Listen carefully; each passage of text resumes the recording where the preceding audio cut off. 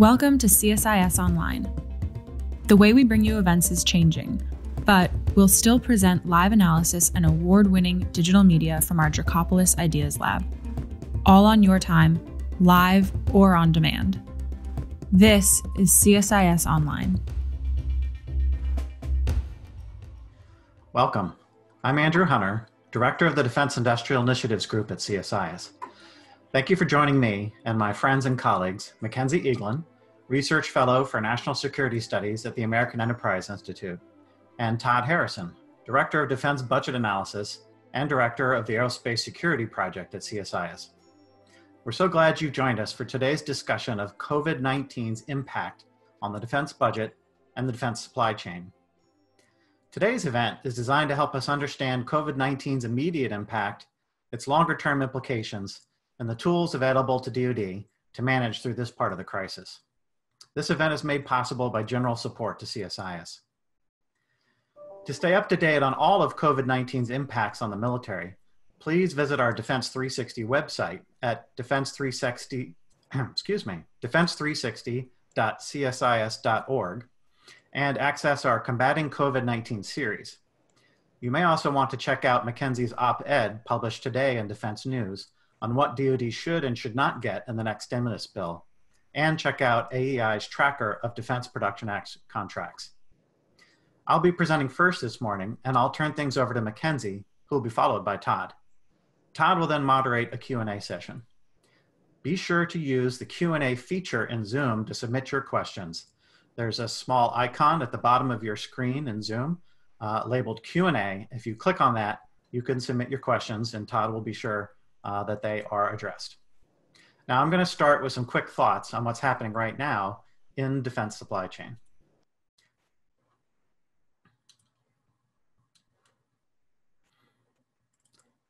So just starting with what I plan to cover. First, the disruptions that COVID is currently causing in defense supply chain and the broader economic sudden stop that we see in the US economy. A little bit on trade flow disruptions, trade and travel restrictions, and then some other challenges that are currently confronting the defense supply chain that I think are bear watching because they could have a substantial impact on how this crisis develops.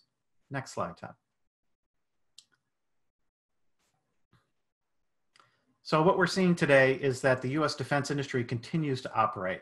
And so in that respect, it's kind of a good news story because compared to other part of the economy, we see that defense firms are operating and they still have pretty strong demand from their customer, the Department of Defense. In fact, DoD is doing quite a bit to, in many ways, even accelerate its demand signal to industry. It continues to buy and issue contracts on a regular basis. It's accelerating payments under guidance issued by Kim Harrington, Director of Defense Contracting and Pricing, who has accelerated payments, especially for small businesses, but also larger businesses under the progress payment approach. And in some cases, even accelerating orders, as the Navy did with some shipbuilding contracts that they issued a few months probably ahead of normal schedule as they were trying to prioritize getting revenues that they knew were going to happen out to industry on an expedited basis. It's important to keep in mind, though, that for the big primes, DoD obviously is the core of their business. It's the center of what they do. But for many of the companies on their supply chain who are making parts for DoD, but maybe also for other customers in the broader economy, for those companies in the supply chain, DoD may actually be a small part of their business base. And so DoD's efforts to accelerate payments, while important, may not be enough by itself to support that aspect of the supply chain. It's also true that notwithstanding DoD's efforts to accelerate payments, work on many defense programs is actually being delayed by the crisis. Last week, Undersecretary for Acquisition Sustainment Ellen Lord said that at her level, the department is expecting about 3 months of work slowdown on major defense acquisition programs. Slowdown meaning, again, work has not stopped, it's ongoing, but with a lot of the workforce being potentially out, either because they may be suffering from the virus, or they may be working to make sure they don't catch it, which is understandable.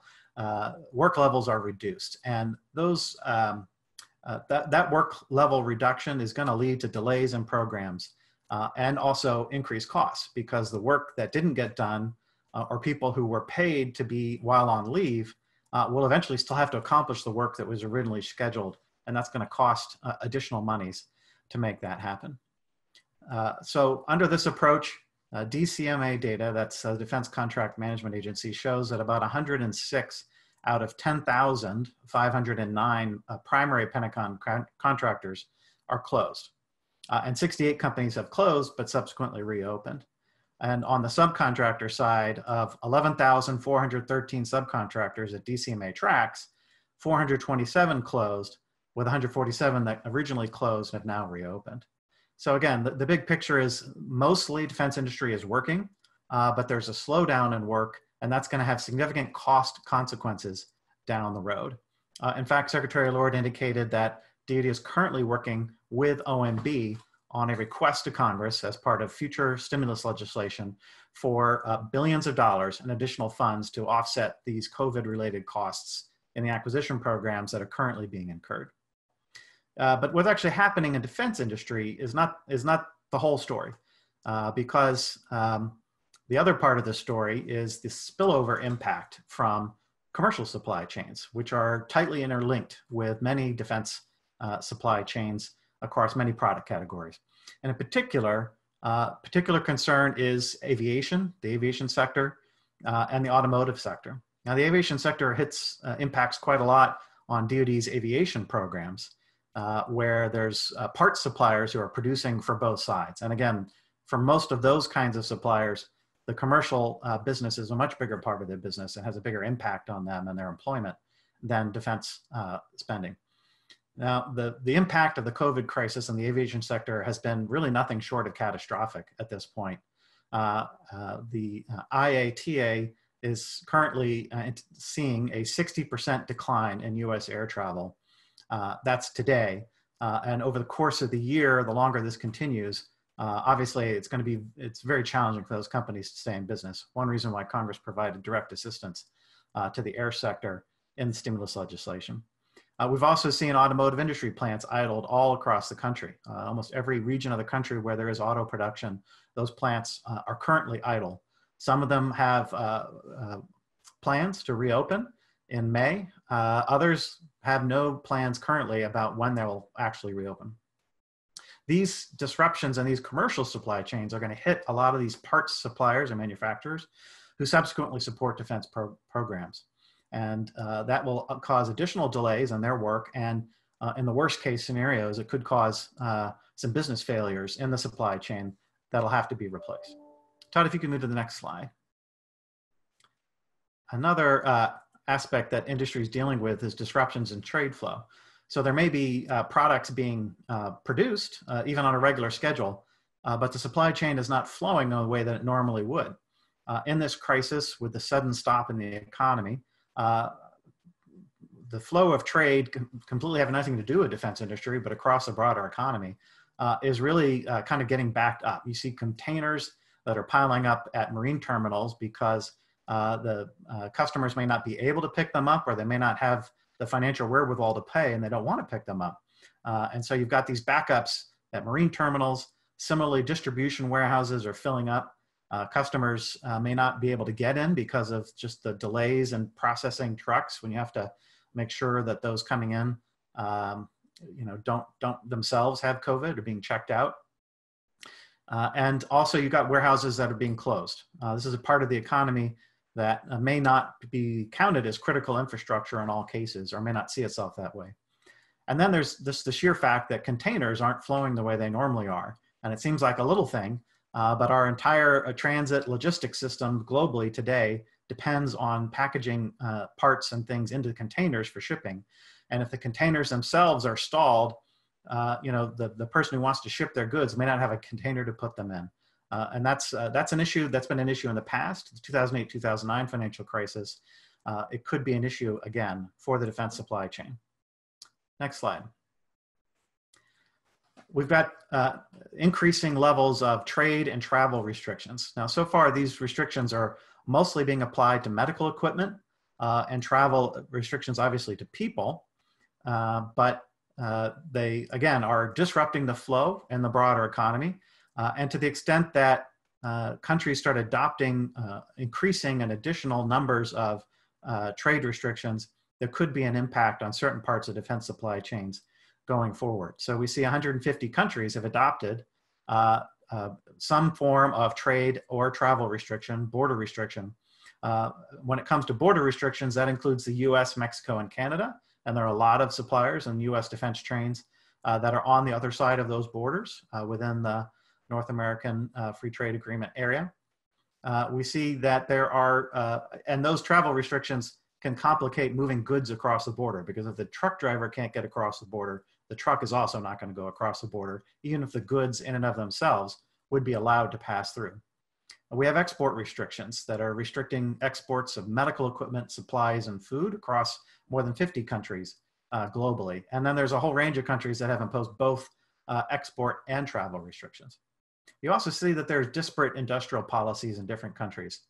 A prominent example is that in Mexico, defense industry was not declared as a national matter critical infrastructure. And so defense firms that produce parts for US aerospace, including some defense programs, shut down when their local governments and their state mandated that they shut down. Unlike what happened in the United States, where defense industry was mandated as critical infrastructure. That issue is being worked hard by our Department of Defense and the Diplomatic Corps to get those industries up and running again. Next slide.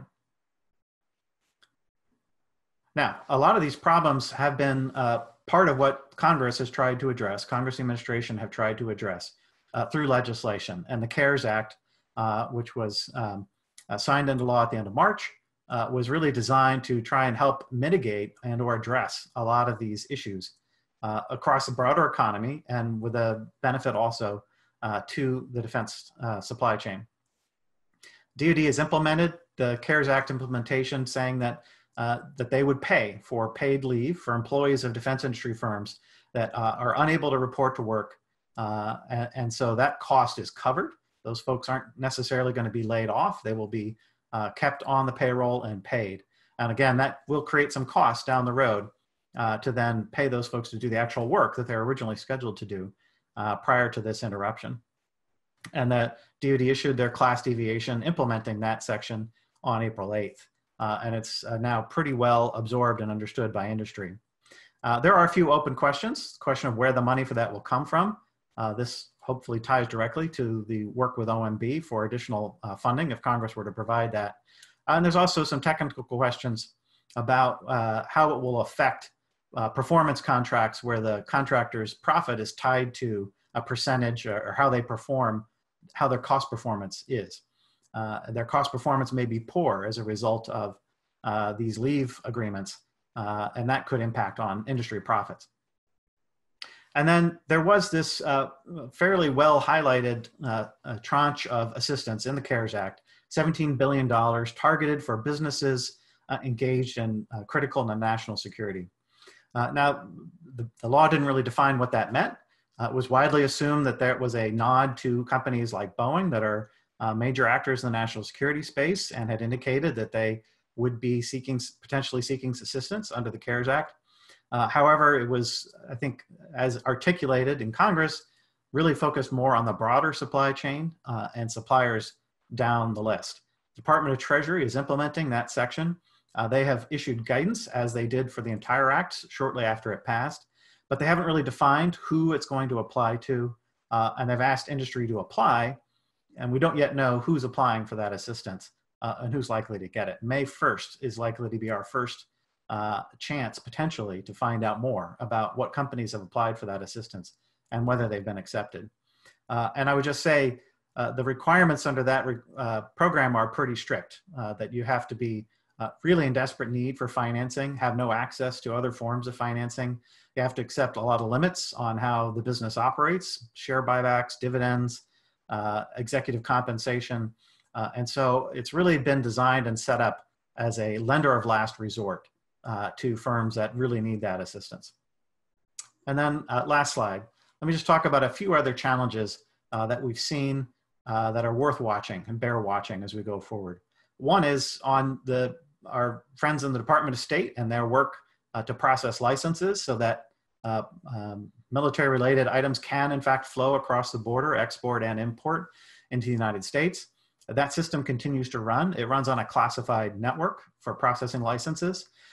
It's a little hard to do classified work in the work-from-home environment. I know I'm not going to try that. But nonetheless, they have been able to get enough access to facilities with enough people to keep that system operating and through multiple shifts. It's a real credit to the folks who do that work that they're keeping this work going. But it's definitely a watch item. If the flow of license applications were to increase, it could really burden that system. And it's worth keeping a watch on, particularly if more additional export issues are identified by this administration or by other countries.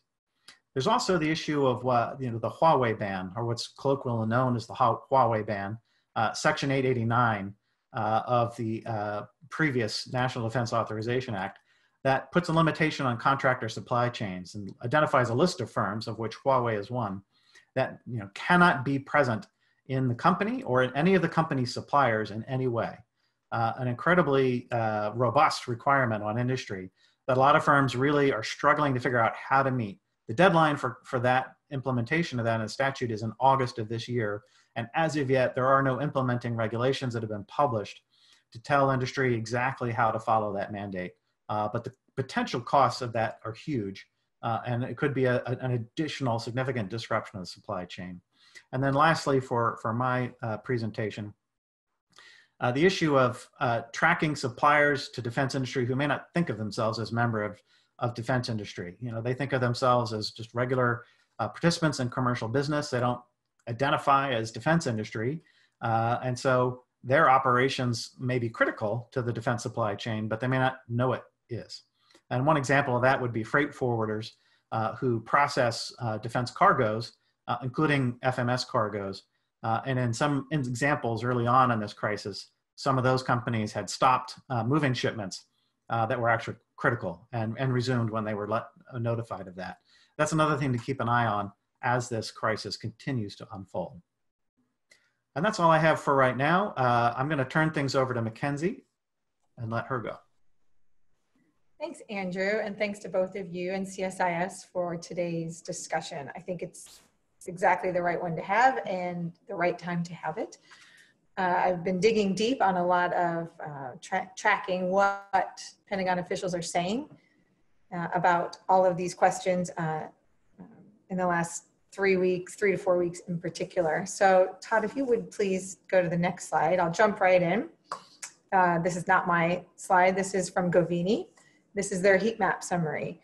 Ellen Lord's shop at the Pentagon, they also have a supply chain heat map. It's not like this exactly. They've spoken about that, but it's similar. They have a little bit of different data that includes sort of state and local guidance on shelter in place rules and guidelines, but I suspect the two are very similar. And so this map here shows which companies in the defense industrial base might experience delays or other challenges because of COVID exposure, as you can see from the red. So the dark circles indicate locations of companies that are already developing products and services for the Defense Department. No brainer here. You can see like the F-35 facility, for example. And then the red on the heat map indicates where medical infrastructure is poorly positioned to withstand, a big outbreak of COVID-19 due to lack of either preparation or capacity. So this is a map that would obviously change daily or weekly, but this is a snapshot in time to give you a sense of visualizing the tools used by DoD to support the industrial base and to keep track of their companies. As Secretary Lord has said a couple times, if you're open, we are open, and this is the kind of work that they're doing in their daily outreach to industry and to companies. Next slide, please. So I thought the National Defense and Industry Association did a wonderful small business survey. It closed out a week or two ago, or 10 days ago or so. And I just wanted to highlight here a couple of findings. The vast majority of participants were small businesses, 50 employees or less, revenue under $5 million annually. And they're basically, their biggest concern, of course, is on revenue expectations, followed closely by their ability to execute a contract and access to capital. And so you see what I see in the following slides. Pentagon reaction seems to be in direct response to these types of concerns for the most part.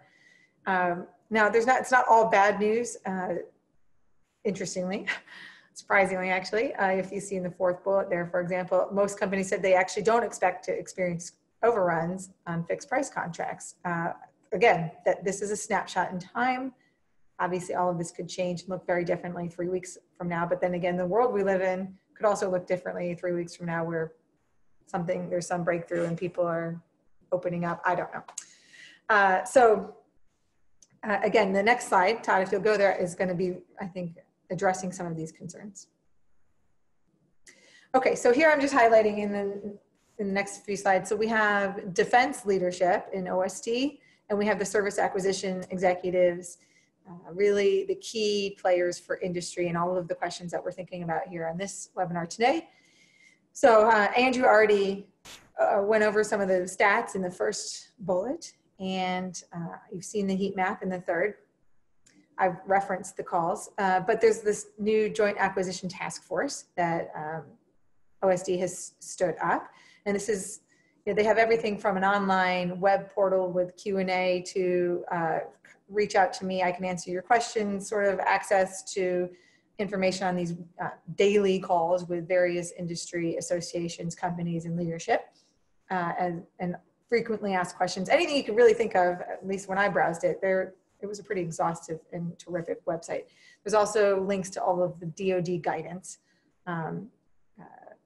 out of this task force and other places at the Pentagon, including Defense Production Act and other things that DoD is watching. I think what's really interesting on this slide is the last bullet. Ellen Lord has spoken about her concern to take care of the industrial base, particularly small businesses, sort of tier 3 and 4 vendors and suppliers. It's not just because it's the right thing to do, and it's not just because they have a need for the active duty military that they have to equip, and it's not just because to support jobs, and that jobs will be there when workers return, but also there's an acquisition risk from China that she sees for certain. She did not get into much detail on that risk and sort of who, what, and where, but it's certainly top of mind for the Pentagon. Next slide, please. So some of the direct actions that officials are taking, and again, this is not an exhaustive list, but a lot of this is in the memo, in the various guidance memos that you can access on the landing page for the task force. And what you see here basically are the types of work that's being done, not just on progress payments and higher progress payment rates and changes to OTA, other transaction authorities, but you can see here also the scope of contracts already modified. And this data is about a week old, only because they don't update it enough publicly at the podium for people like me and Todd and Andrew to get at it any faster. So this is the most recent data, but it's still old, and I expect the numbers are even higher now in all of these points, including the modified 1,500 companies, contracts for companies that have been amended at the higher progress payment rate, including the dollar amount that has been doled out already, including the Army and the Navy's figures at the bottom, working with the SBA and the Small Business Administration. There's much more detail on the next slide, if we can go there, please. Andrew covered the CARES Act, so I'm not going to get into it except to highlight one point that he just didn't say, which is that there's no double dipping.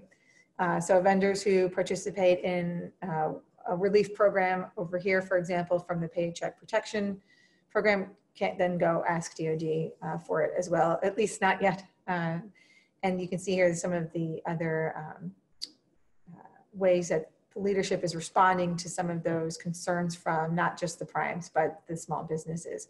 I already talked about the OTAs, but and Andrew spoke about some of the work by Mr. Harrington's shop down with the equitable adjustment guidances. Next slide. So also on the front lines of this outreach and rapid response are the service acquisition officials. And here, again, just a sampling to give everyone, I'm sorry that this is a text heavy slide, but I figure if you're on this webinar, you're a nerd too, and you enjoy all the data like we do. So it's a little full, but I'll just give you the gist of it. Again, more task forces also set up at the service level, not just at the OSD level. And a theme here you're picking up on Andrew's comments and mine is the services are actively trying to maintain contract award schedules, if not accelerate them, which is interesting since workforce numbers are down and work has slowed. So it's really about liquidity. I mean, that's just the bottom line, is just to say the work is here when everybody's back up and running, and the work is here as you figure out how to live in this new, live with these new parameters, whether that's temperature screening upon entry or social distancing or masks, et cetera, hand washing stations, whatever is needed at each workspace and place. You can see here that the services are trying to send the message that there is money and it's flowing down, including to the small businesses that work for, in many cases, the big companies as suppliers and vendors. And here you get a sense of how many of those that have already been, since the start of COVID, awarded. You're seeing an increase in pitch days and taking those pitch days online. The services were already doing those in various forms and formats over the last 2 years in particular, but they are taking them online, and actually with decent response, I'm pleased to say. And then I'm just going down my own slide here with all of you. And again, heat maps that they have as well, real-time trackers, and then finally, in the Navy in particular, there you can see at the bottom an emphasis on not just focusing on aerospace and defense manufacturing, but also on services and technologies that the armed forces are buying. A lot of the S&T and R&D work, for example, might fall into that pot of money. Next slide, please. So Andrew, thank you for the shout out to the AEI DPA Tracker. That's an acronym filled sentence.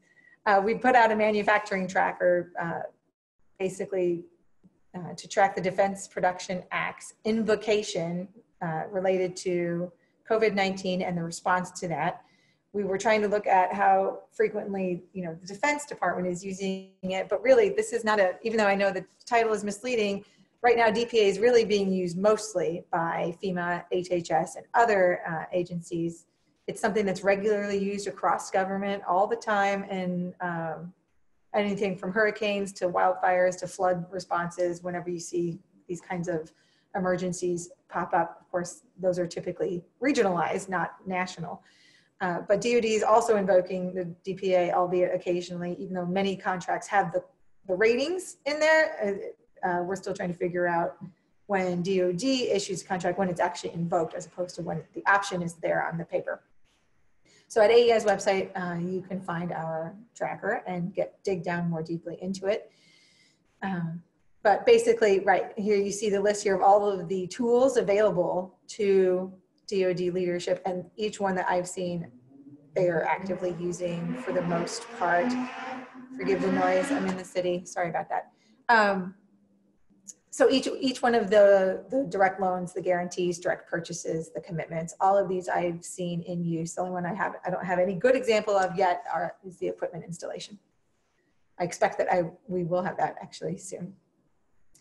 And I can't even see I'm sorry, I can't see all of it. Okay, next slide.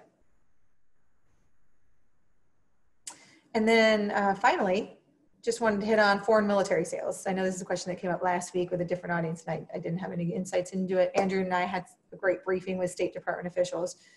On Friday last week, the website was updated where the office that runs FMS for state out of the Political Military Affairs Bureau updated and all of its policies in response to COVID and in response to remote and telework that most people and companies are experiencing in many cases, even critical workforces, meaning as designated by DHS, including many of the companies we're talking about here.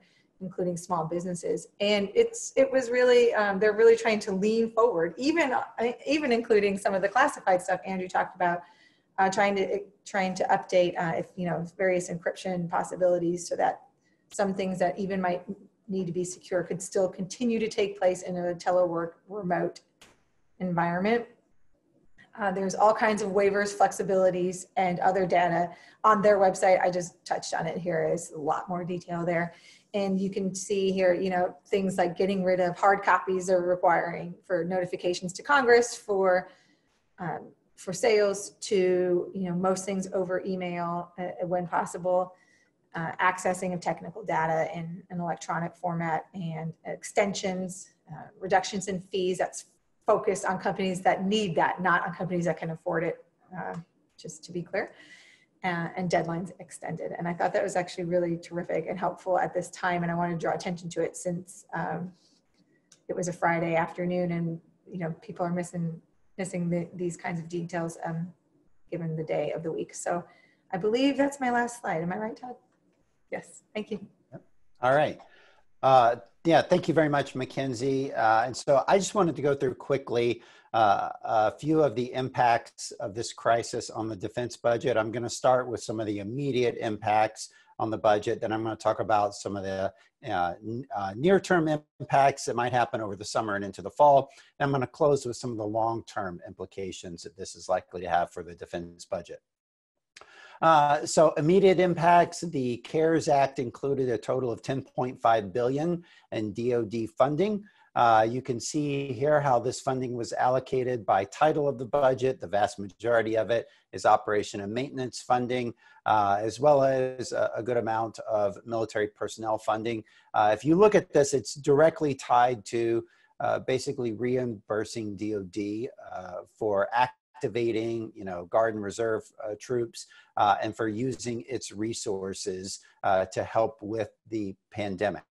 The $1 billion in procurement, that is for Defense Production Act purchases. It's not specified in the act how that money is to be used, but that money is put there so that DoD can help mobilize the industry to meet this crisis.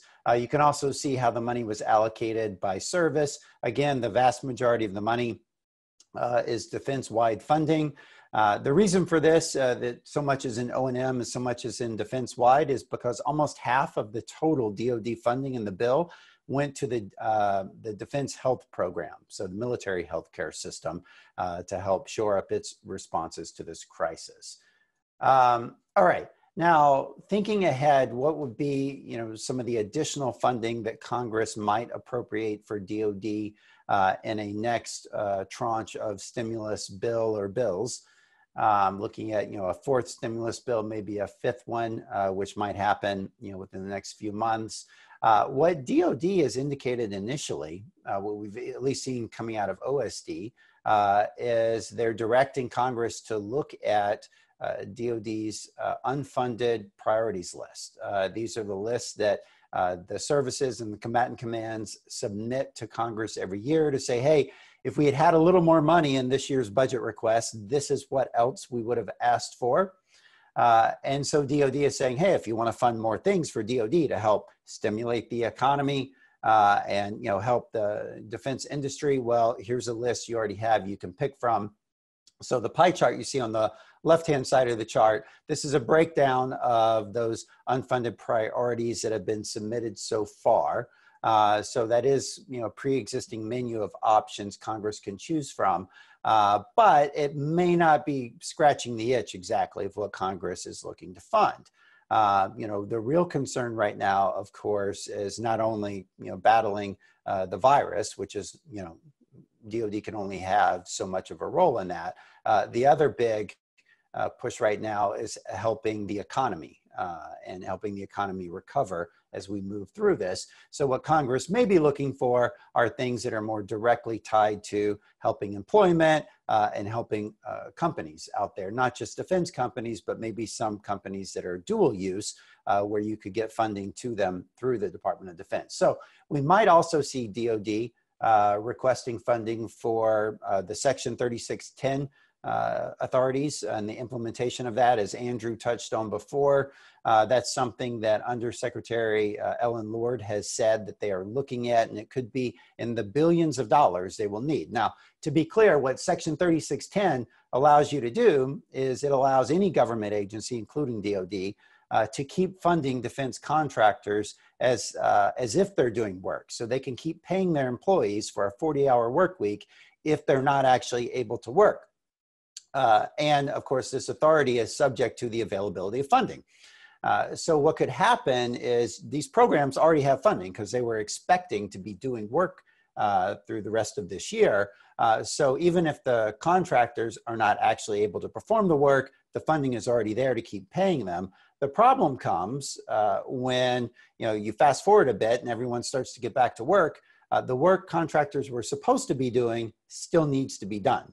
And so that could very well lead to cost overruns in programs down the road. So where's the money going to come from to reimburse these programs for this, being paid for unworked time?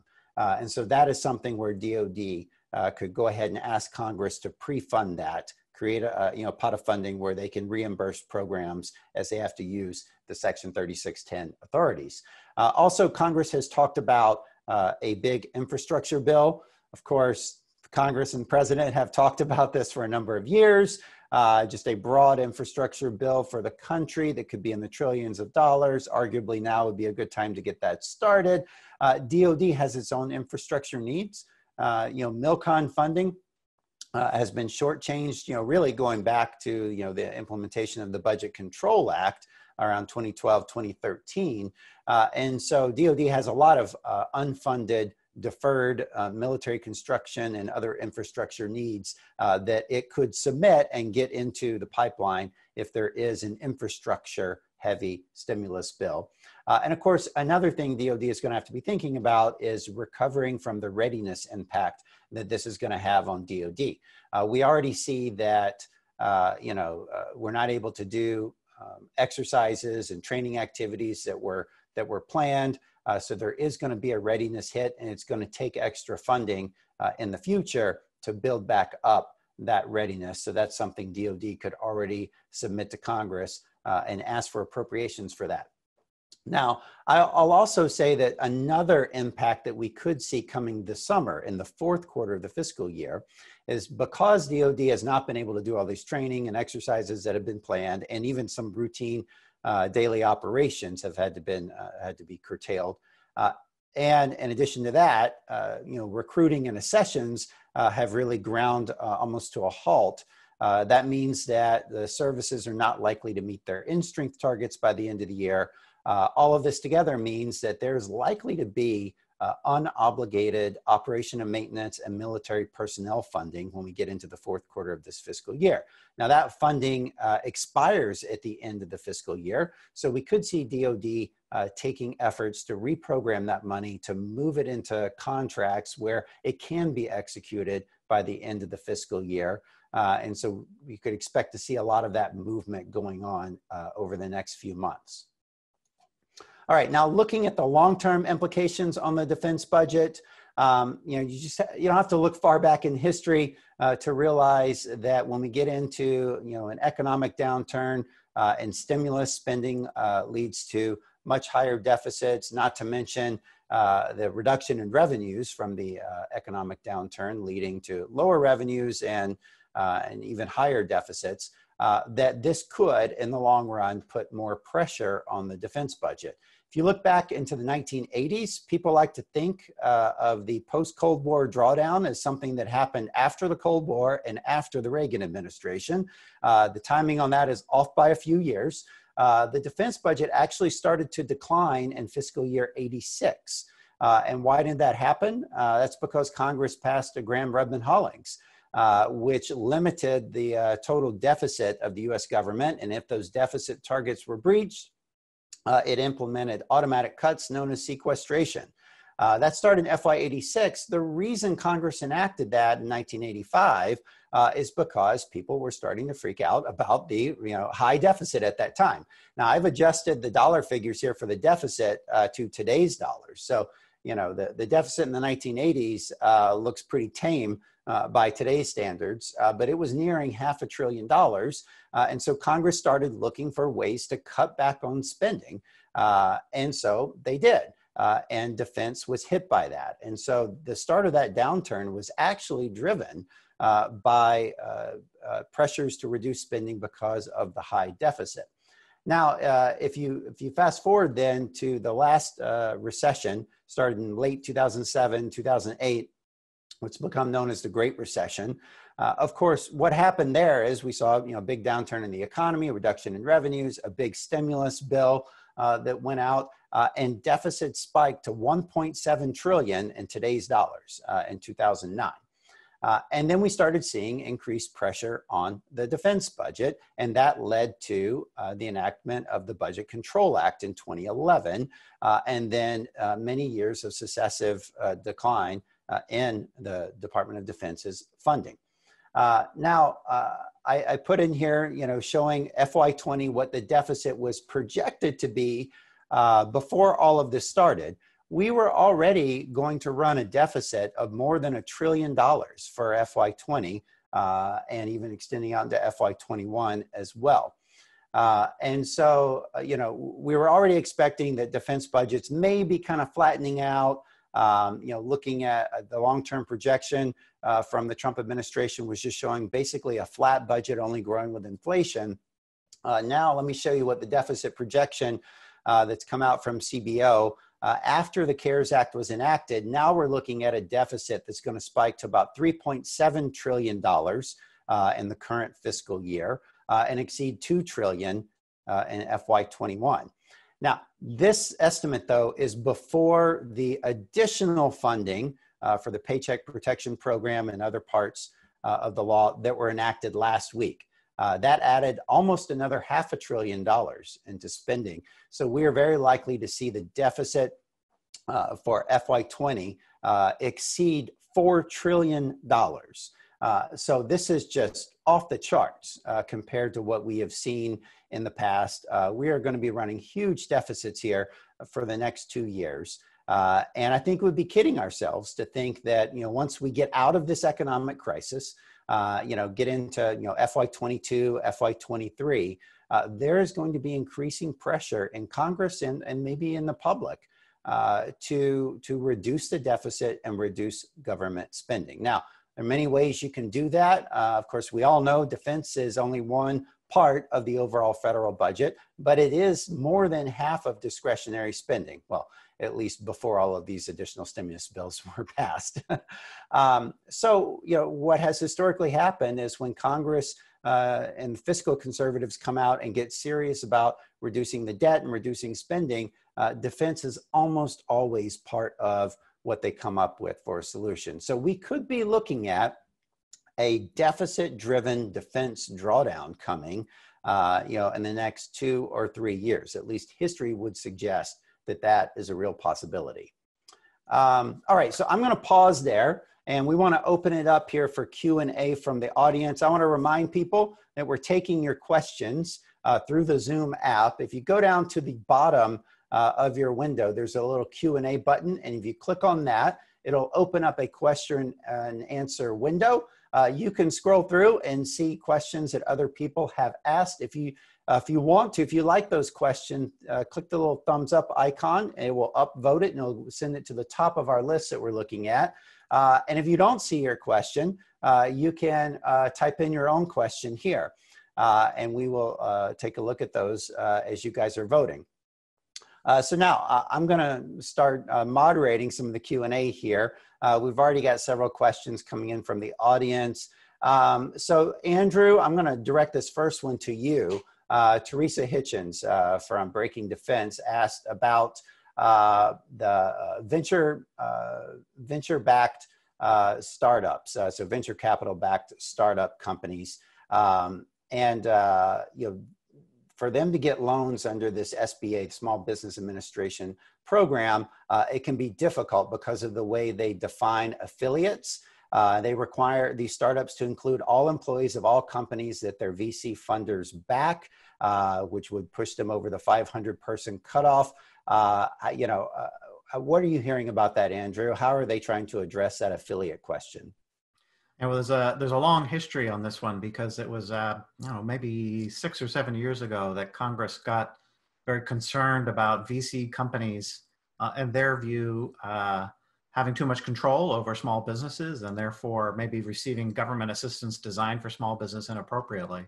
And it was at that time that Congress changed the policy, passed a law that said companies that receiving a certain level of VC assistance wouldn't count as small businesses for purposes of most of the Small Business Act programs that qualify for special consideration during competitions and SBA loans and other things. So I think what we're seeing here is a carryover of that dispute from several years ago. I will say, honestly, I'm not sure that I am intellectually in the same place of where Congress was some years ago, because to my mind, a company that is attracting VC investment is likely the kind of company the government would want to be investing in also. That's a sign of success in the marketplace. And I don't think that should disqualify a company. So, but you know, I certainly understand Congress had some concerns about companies maybe masquerading as small business that weren't really.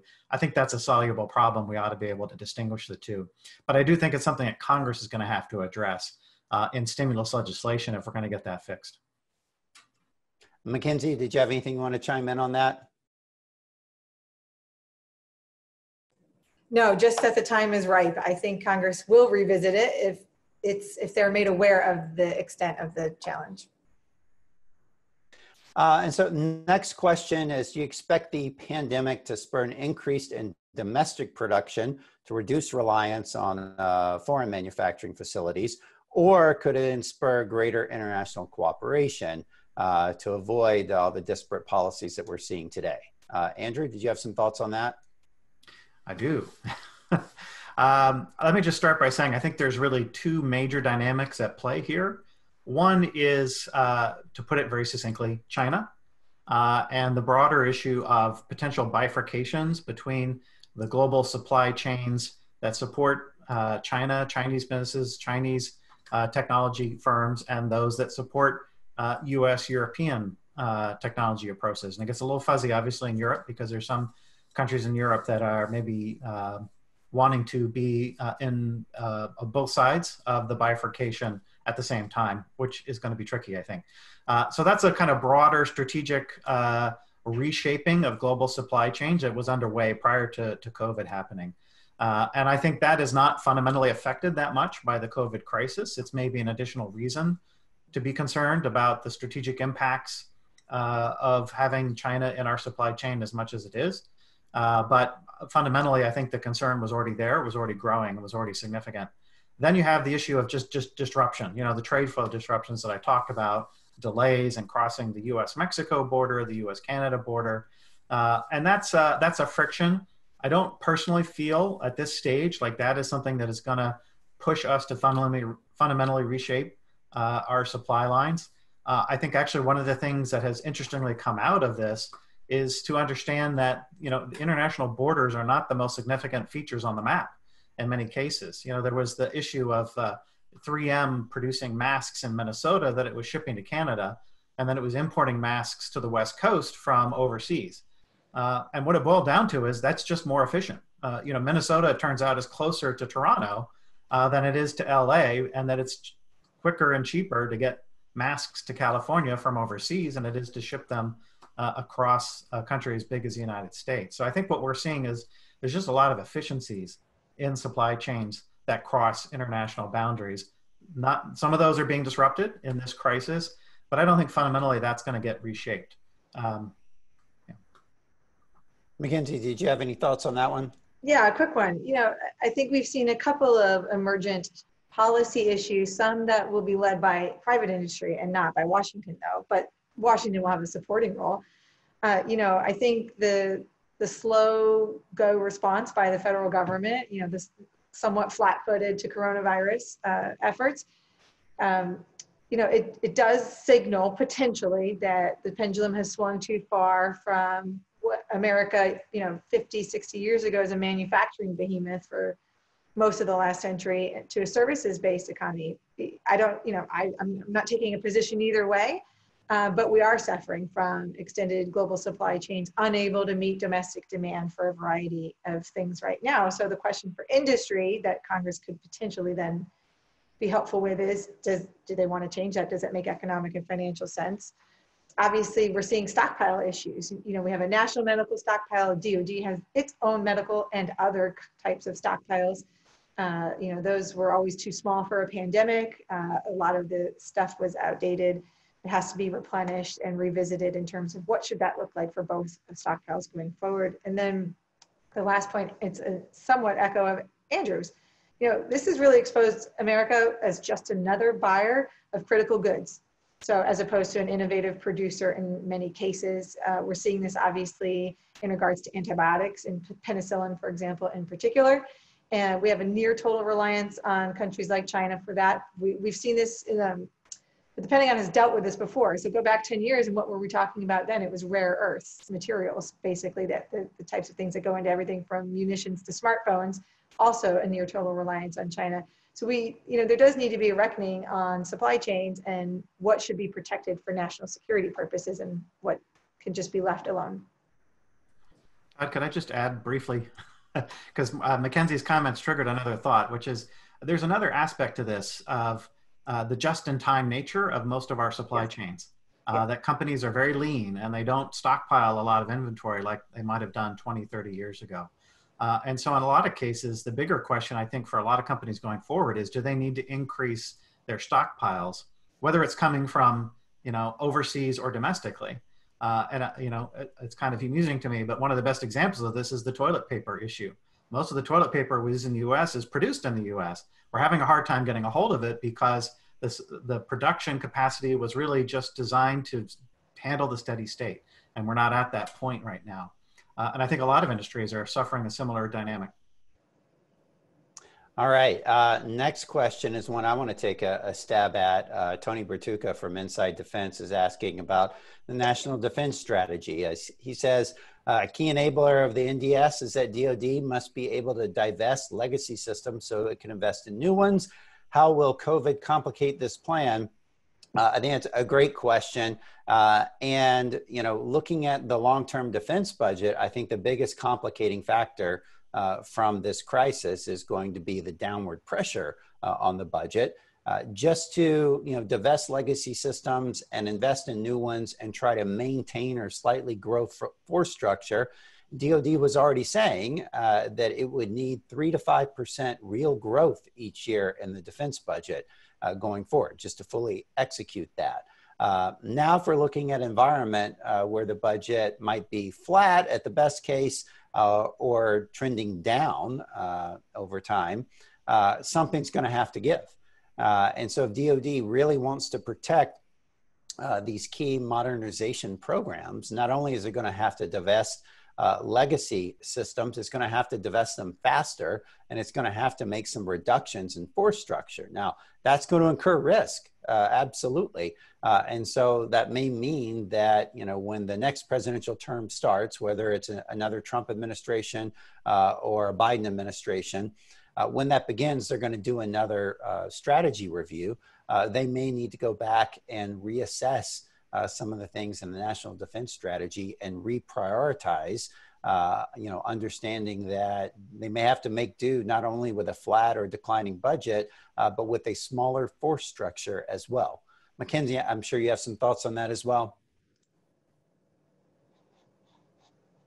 Me? Sorry, I agree. Yes, there's going to be an impact across the board. There probably will be a total relook at even at the NDS fundamentals and what mission is going to have to go in response to this. I think that the budget comes down sooner than later. And you know, it's really rare in the middle of a national emergency to be talking about the bill payers, and yet people already are, and defense is always at the top of the list. So that really causes me great concern. Yes, so I agree. I see another question here about the defense industrial base. Andrew, you might want to jump in on this one. Assuming there is a sharp or a long drop in the defense budget, do you see consolidation between prime contractors coming? And do you see a replacement of some of the traditional primes with new companies getting into defense? And what the example given by the questioner here is like with SpaceX in the space launch sector. Yeah, that's a great question. I absolutely do see a wave of consolidation coming. And so I think one of the key questions for 2021 is what administration will be dealing with that wave of potential consolidation. Because it could look quite different. The government response could look quite different if it is a second Trump term, or if it is a new administration that's probably going to have a very different policy towards defense consolidation. But I say that in part because I think we were already poised for a wave of consolidation in the defense industry. And I think we've seen the leading edge of that with the Raytheon United Technologies merger, the L3 Harris merger, and Northrop's purchase of Orbital. I mean, these were all actually pretty significant moves in industry. And I think they're the opening round. I don't think that was by any means a complete set. And I think there's a couple underlying dynamics that are driving it. One is the increasing importance of software that changes the capabilities companies need to succeed, and they're going to be looking to acquire more of that capability, either growing it organically or acquiring it through M&A, which I think many of them will. And the second dynamic is the way the department has changed its investment strategy. The department is moving overwhelmingly towards OTAs as its strategy for technology development. And the COVID crisis has only accelerated that. As Mackenzie mentioned, they've lifted some of the restrictions on use of OTAs for the duration of the crisis. And that means the DoD is basically investing a lot of its technology development capital with non-traditional companies. And so with these companies receiving the bulk of DoD's technology development money, they're going to become takeover targets from the big companies who don't want to lose market share to these up and comers, or maybe they'll break through and they will disrupt like SpaceX did. But I think it's definitely going to lead to some big shifts in industry in the coming 5 to 10 years. All right, one final question here from the audience. I want to ask both of you to chime in. We'll start with Mackenzie. Do you think if there is a deficit-driven reduction in the defense budget, do you think it will happen after 2022 in the congressional midterms that year, or do you think it could happen before that? I think it's linked to how long it takes for this to play out in terms of the emergency and a potential vaccine, right? So if that time frame is truly 18 months, I think there'll be some latitude given in some, parallel to the funding questions linked to our national response and when things improve, I guess you could say. But, we already knew that this year was going to be a strange one for defense appropriations and authorizations because it was a presidential election year. So I think it was baked into the cake of expectations that DoD wasn't going to get a bill on time anyway this year for that reason. President Trump, when he was President-elect Trump asked Mitch McConnell to hold open the FY17 budget, and they did. So we could, see a similar wait and see this year. So I think that means potentially, this year is mostly okay, albeit delayed, but the bill, the Budget Control Act by another name, I guess is what I would call it, that's coming. I think that could come as fast as next fiscal year. That is 2022. Andrew, any final thoughts on that? Well, just briefly to say that, big budget deals are hard. They take a long time to come together, and they require bipartisan cooperation. So a lot will be determined, I think, by how it's prioritized by the congressional leadership and by the president in the next term, of whether this is a top tier item that they want to put forward as paramount and drive through all the resistance to get to a deal, or whether they see it as secondary priority and the crisis response is higher on their list, or other things, healthcare, other things are higher on their list, and then maybe then they don't want to expend the political capital that's required to do a big budget deal. All right, I'll get the final word here. I think the timing of it depends on who wins the presidential election and whether or not the Senate flips. I think if the presidency goes to a Democrat, then Republicans are going to get more serious about being fiscal conservatives again sooner. And so we could see things happening as soon as as 2021, but that would be reflected in the FY22 defense appropriations. I think if Trump wins a second term, we probably have another year or two reprieve from that. But that's all our time for today. I want to thank everyone for joining us, and especially Mackenzie Eaglen coming in from AEI, my colleague Andrew Hunter, and thank all of you for watching. Video of this event will be available on the CSIS webpage in the next day or two. If you go back to our event page for this, you will be able to find the archive of the recorded video. Thank you all for joining us, and stay safe.